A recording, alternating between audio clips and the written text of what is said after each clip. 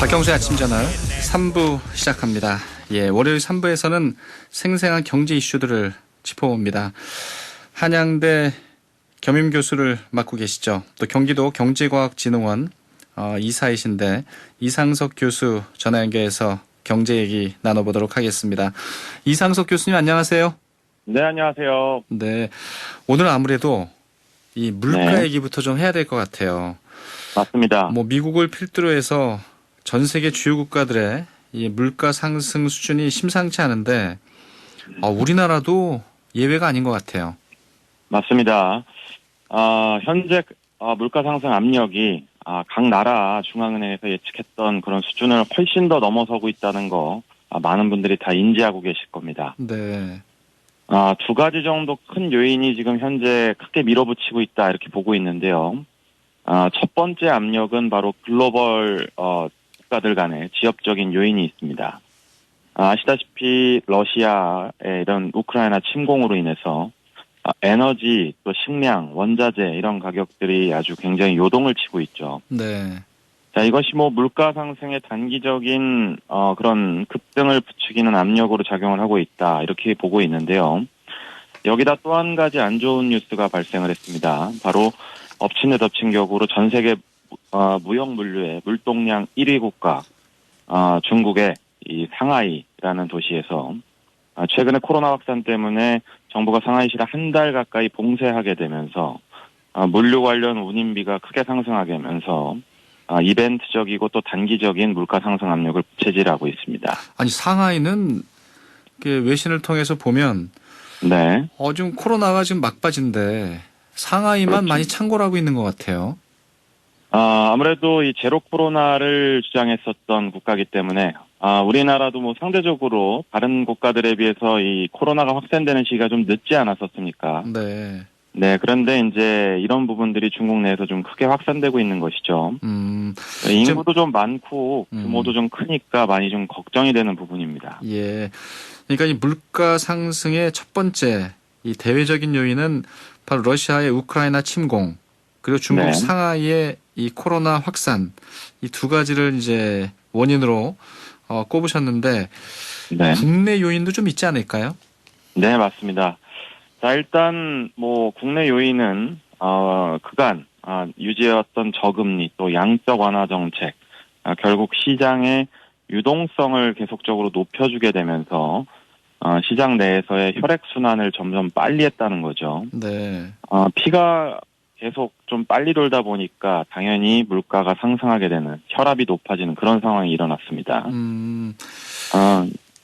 어쨌든 대한민국 자체도 지금 현재 상황에서는 굉장히 좀 물가가 위험한 상황입니다. 얼마 전에 발표됐던 3월 소비자 물가 지수에서 한 달 만에 4%가 오르게 되면서 10년 3개월 만에 월간으로는 최대 상승폭을 기록했습니다. 네.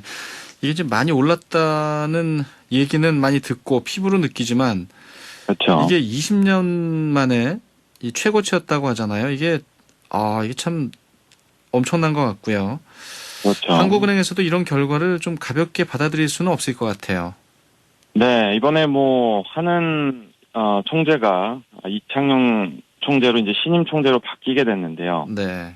네, 이창용 총재가 비둘기파다 이렇게 얘기해서 굉장히 좀 경기 침체를 좀 더 신경 쓰는 물가 상승보다는 이런 성향을 가졌다라고 평가를 받고 있긴 하지만 이렇게 바뀐 신임 총재조차도 물가 상승이 지금 가장 큰 포인트다 이렇게 얘기할 정도니까 지금 물가 상승에 대한 걱정이 한국은행에서 굉장히 커 보입니다. 네. 사실 이 코로나 사태로 인해서 경기가 침체될 걸 우려해서 그간 저금리 정책 기조를 핀 것은 우리나라뿐만이 아니라 다른 나라도 마찬가지들이었었는데요. 어쨌든 이것이 물가 상승으로 나타날 것이다. 이런 것은 사실 경제 공부 조금만 하신 분들은 금방 눈치챌 만한 일이었었습니다. 자, 그런데 이제 물가 상승이 나타나고 있는 시그널이 보이니까 그리고 또 꽤나 세게 오르고 있으니까 각 국가들의 중앙은행들도 슬슬 이제 금리 인상을 해야 되겠다 이렇게 생각을 하면서 돈줄 재기를 시작하는 모습입니다. 미국 같은 경우는 지난주에 세인트루이스 연방준비위원장 중에 한 명이 네. 5월 달에 0.75%포인트로 올리는 것을 추천한다. 이렇게 얘기했을 정도입니다. 보통 한 번 올리면 0.25%포인트인데 네, 그렇죠. 0.75%포인트까지 올릴 수 있다는 얘기네요. 네, 그러니까 이건 이제 뭐 빅 스텝을 넘어서 훨씬 더 큰 스텝이다 이렇게 보는데요. 네. 그만큼 지금 미국의 물가 상승률과 뭐 물가 상승 지수가 굉장히 위험한 수치다라고 미국에 있는 전문가들도 생각을 한다는 거죠. 한은의 경우에는 어쨌든 이번 3월 대한민국 내에서의 소비자 물가의 성적표가 정말 무겁게 느껴진다. 또 이렇게 볼 수가 있는데요. 최근 물가를 밀어올린 그 면면을 보니까 외식, 또 기름값, 또 국민 실생활과 밀접한 그런 품목들이 주류를 이루고 있기 때문에 특히 외식 물가 같은 경우는 6.6%가 급등을 했습니다. 많이 올랐어요. 네.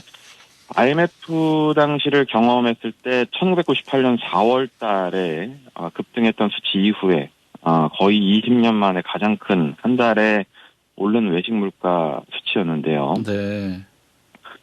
결국 이 느낌은 서민들이 고스란히 받아들일 수밖에 없다는 점에서 체감 지수가 높아질 수밖에 없겠죠. 국내외 외식 프랜차이즈들 업체들이 1월에서 2월 사이에 일제히 가격을 높인 효과도 반영이 된 거고요. 최근에는 소주 또 맥주 가격까지 인상이 되게 되면서 음식점에서 파는 소주 한 병의 가격이 5에서 6천 원 정도, 또 맥주는 6에서 7천 원 정도 수준까지 인상되는 곳들이 최근에 많이 나타나고 있습니다. 사실 소주를 서민의 술이라고 부르기에는 정말 그렇죠. 가격이 많이 올랐는데 오늘 중앙일보 제 신문을 스튜디오에 갖고 올라왔는데요. 네. 일면에 아주 이 물가에 대한 걱정이 아주 담겨 있어요. 이 다가온 스태그플레이션, 그렇죠. 치솟는 물가를 이 그림으로 표시했는데요. 제가 그것만 좀 읽어드리면 네. 냉면이 지난해보다 무려 9.7%가 올랐고요. 냉면값. 그렇죠. 비빔밥이 7%, 짜장면이 9.4%, 아이고. 칼국수도 8.8%, 거의 10% 가까이 다들 올랐습니다. 서민들의 부담이 이게 커질 수밖에 없어요. 맞습니다. 자, 우리 과거에는 정말 편한 마음으로 정말 한 끼 식사했던 그런 때였는데요. 네. 이제는 진짜 뭐 10,000원 한 장에 가까운 그런 가격들이죠. 어딜 가나요? 네. 지난 3월 달에는 말씀하셨던 식품 가격들, 외식 가격 외에도요. 가장 많이 상승한 품목은 바로 어쨌든 기름값이죠. 예. 네, 37.9%가 상승한 경유, 또 27.4%가 상승한 휘발유, 이런 것이 이제 가장 주류였고요. 기름값이 오르면은 결국은 이 외식비가 오르더라고요. 맞습니다. 예. 공장을 돌리기도 해야 되고요. 물류비도 상승할 거고, 여러 가지로, 여러 가지 연쇄 효과를 작용을 하겠죠. 자, 그런데 문제는 뭐냐 하면 이렇게 한번 올라버린 그런 가격들이 내려오는 건 본 적이 없지 않습니까, 저희가. 네. 네, 그러니까 굉장히 소비자들에게는 걱정이 큰 상황이겠죠. 더군다나 코로나 사태 때문에 배달 음식 수요가 크게 늘었는데, 최근에 이제 배달 앱 등을 중심으로 한 기업들이 배달비를 올리게 되면서 외식 물가 상승을 이끌고 있는 그런 상황입니다. 조금 안타까운 점은 이 물가가 상승하는 수준에 비해서 그러면 소득 수준이 좀 그 이상으로 상승을 하면 좀 나을 텐데요. 삶의 질이 개선되지 못하고 있다는 점이 최근에 드러나고 있다는 거죠. 이 고용노동부의 통계치를 살펴보니까 이 상용직 근로자들의 1월 기준 정액급여가 4.2% 이제 증가를 했는데요. 네. 3월 물가는 말씀드렸던 것처럼 4.1% 상승을 했으니까 거의 퉁을 치게 된 것이죠. 네, 일용직 근로자의 경우에는 전년 대비 4.0% 상승하는 데 그쳐서 오히려 물가 수준보다 낮은 것으로 나타났습니다.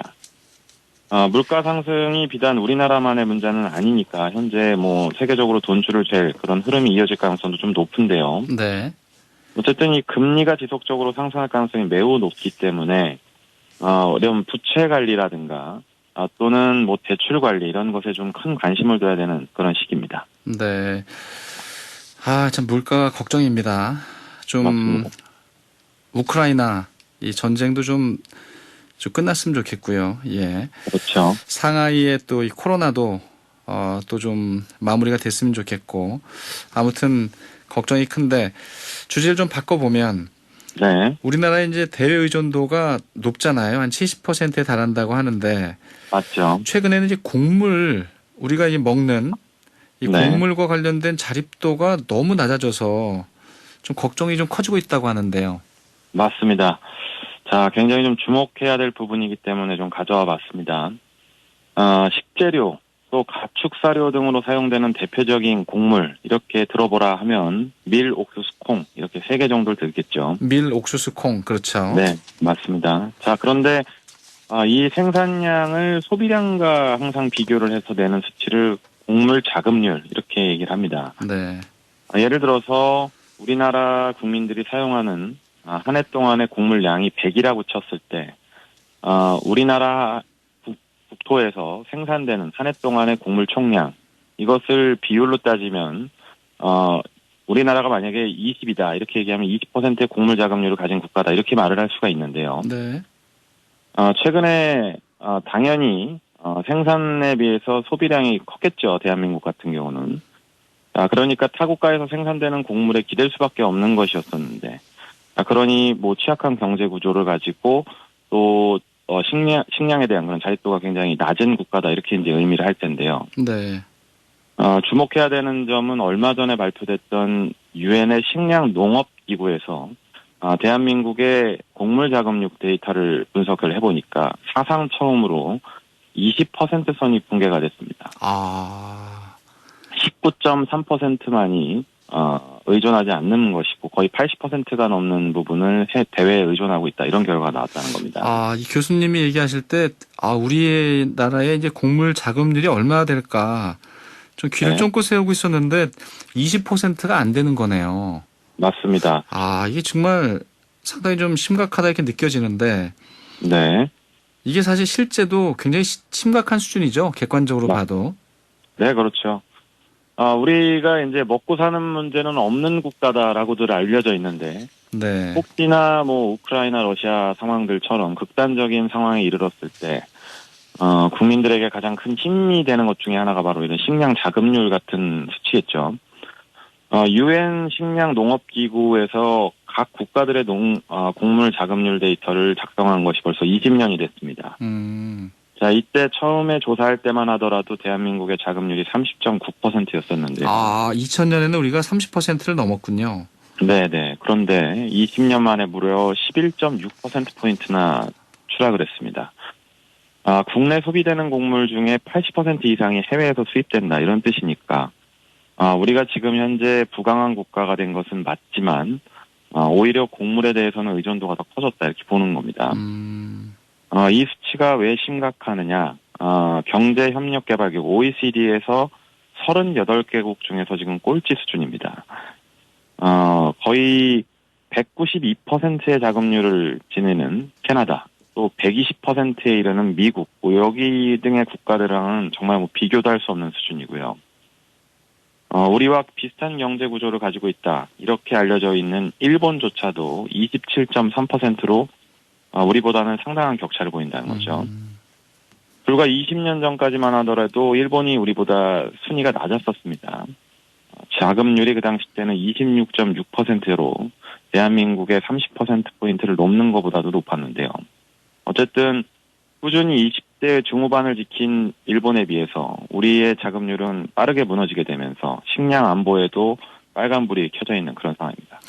이게 사실은 굉장히 중요한 문제인데요. 그렇죠. 그러니까 우리가 이 공업화, 산업화를 하더라도 사실 우리가 이 식량을 어느 정도 사실 확보하고 있어야 언제든 그렇죠. 이 국제 시장에서는 이 곡물 교류가 중단될 수가 있잖아요.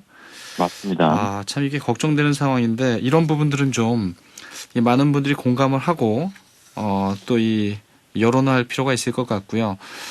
앞에 좀 말씀하셨던 이 외식 물가 상승과 같은 그런 요인들도 크게 보면 네. 이 곡물 자급률과도 좀 관련이 있지 않을까. 왜냐하면 외부에 너무 의존하다 보니까 외부의 가격 등락에 우리가 영향을 받는 거잖아요. 맞습니다. 경제에 있어서 굉장히 많은 것들이 사슬처럼 연결돼 있죠. 네. 말씀하신 대로 굉장히 중요한 포인트인데요. 우리 같은 경우는 이 지하 자원이 전혀 생산되지 않는 그런 국가지 않습니까? 그러다 보니까 안타깝게도 뭐 에너지 확보라든가 또 이런 곡물과 관련된 안보 유지 이런 것들이 굉장히 어려운 국가인데요. 최근에는 이제 먹거리 안보가 굉장히 중요하다라는 부분에 있어서 더 신경 써야 된다는 상황에 와 있다고 봅니다. 네. 더 크게 걱정되는 상황은 전 세계 밀 생산량의 큰 축을 담당하고 있었던 우크라이나의 파종 면적이 예전에 40% 수준에 그치고 있습니다. 당연히 전쟁 폐허가 되고 때문이겠죠. 있어요, 지금 거기가. 네, 맞습니다. 네. 전 세계 곡창지대라고 평가가 됐었는데요. 어쨌든 러시아의 수출 제재 때문에 무기질 비료 가격마저도 급등을 하게 되면서 올해 말에 추수가 가능했었던 우크라이나산의 밀들이 올해 말에 굉장히 큰 그런 어떤 수급에 문제가 생기지 않을까 이런 예상이 된다는 거죠. 네. 네, 당연히 이 국제 밀 가격, 옥수수 가격이 1년 사이에 63%, 32.9%까지 올랐는데요. 앞으로 더 오를 가능성이 굉장히 높다는 겁니다. 벌써부터 수입산 축산물 가격이라든가 계란 가격이 들썩이는 모습도 보여지고 있고요. 어제 보니까 계란 한 판에 7,000원을 넘어섰다는 기사를 제가 본 기억이 있어요. 네, 작년에 계란 파동 때문에 진짜 힘든 시기를 보냈었는데요. 네. 또다시 꿈틀꿈틀 대고 있습니다. 어쨌든 과거 미국과 소련의 냉전 당시에 소련이 미국에게 결국 무릎을 꿇었던 직접적 원인이 이 식량과 관련된 자금률에 있었다라는 연구가 있었습니다. 그만큼 곡물 자금률은 이제 국가 경제의 기본이다 이렇게 볼 수가 있는데, 자 지금 이제부터는 이 현재 보이고 있는 우리의 자금률을 좀 직시를 하고 이걸 좀 높이기 위한 정부의 노력 좀 필요한 상황이다 이렇게 보고 있습니다. 네. 오늘은 이 물가가 급등하는 부분, 원인과 대책, 또 우리의 곡물 자금률의 실상을 또 날카롭게 많이 지적을 해주셨네요. 예, 오늘 말씀 여기서 마무리하도록 하겠습니다. 고맙습니다. 네, 감사합니다. 예, 한양대 경영대 이상석 겸임교수였습니다.